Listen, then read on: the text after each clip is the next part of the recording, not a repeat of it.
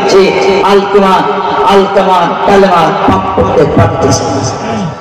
সাথে সাথে খবর ছিল, বাড়িতে পৌঁছে গেল, ইয়া রাসূলুল্লাহ, আলকামা তো সাহাবী, আপনার প্রিয়তম মুহাব্বতের সাহাবী, তার ত্যাগ কুরবানি আছে অনেক, কিন্তু এখন আমরা তাকে কালমা পড়তে বলতেছি, সে তো পড়তে পারতেছে না। কালমা না পড়ে যদি মরে সে তো জাহান্নামী। নবী সাল্লাল্লাহু আলাইহি ওয়াসাল্লাম চলে আসলেন। আসার পরে নবী চেষ্টা করলেন, আও করে কালমা পড়তে পারে না। এরপর জিজ্ঞাসা করলেন যে আমরা তো ভালো জানি, আচ্ছা আলকামার মাকে ডাকে তো, সে তার সন্তান প্রতি অসন্তুষ্ট না? বলো না, আমি আমার সন্তানের প্রতি অসন্তুষ্ট না, আমার সন্তানের খেদমত, মহব্বত, ভালোবাসার সেবা যত্নে আমি খুশি আমার আলকামার প্রতি।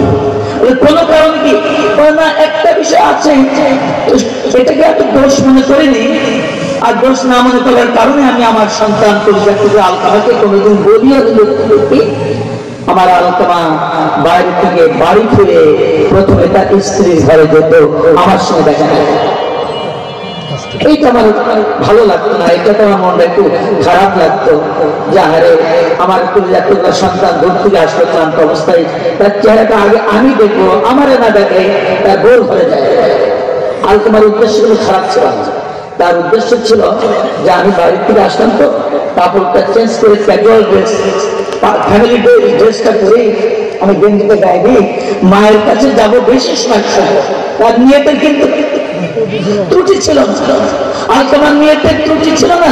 আর আলকামার মাও কোনোদিন অভিযোগ করে, তাহলে আলকামার মনে, মায়ের মনে যে এই কষ্টটা আলকামা কি জানতো? জানতো? তাহলে আলকামার কি কোনো দোষ? বিনা দোষে আলকামার মার মনে একটু কষ্ট ছিল, এই কারণে আলকামার মরণকালে কালমা পড়তে হয়েছে।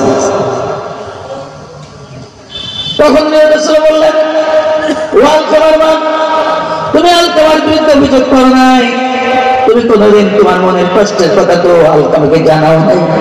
আলকামা নিজের যে মায়ের কষ্টের কারণ সে তো বোঝে নাই। আপনার মনে অজ্ঞাতে কখনো এই কষ্টের কারণে আলকামা এখন কালমা না পড়ে মৃত্যুবরণ করবে, আপনি তারা মাফ করে দেন। বলে এটা মাফ করার কি হচ্ছে, সেটা কোনো অপরাধ করে না, আমার মনে কষ্ট হচ্ছিল, এটা তো মাফ করার বিষয়, এটা তো মাফ করার বিষয়, মাফ করবে, আসলে তো অন্যায় করে না। নবী বললেন, ও সাহাবীরা, কাঠ নিয়ে এসে আগুন ধরে দাও, কাঠের বুঝে এক জায়গায় করে আগুন ধরে দিয়ে মরণ পথের যাত্রী আলকামা এখনো মরে নাই, আলকামার জীবিত তুলে আগুনের কুণ্ডলির উপরে, কাঠের উপর যে দাউ দাউ করে আগুন জ্বলছে, তারপরে তারা ফেলে দাও।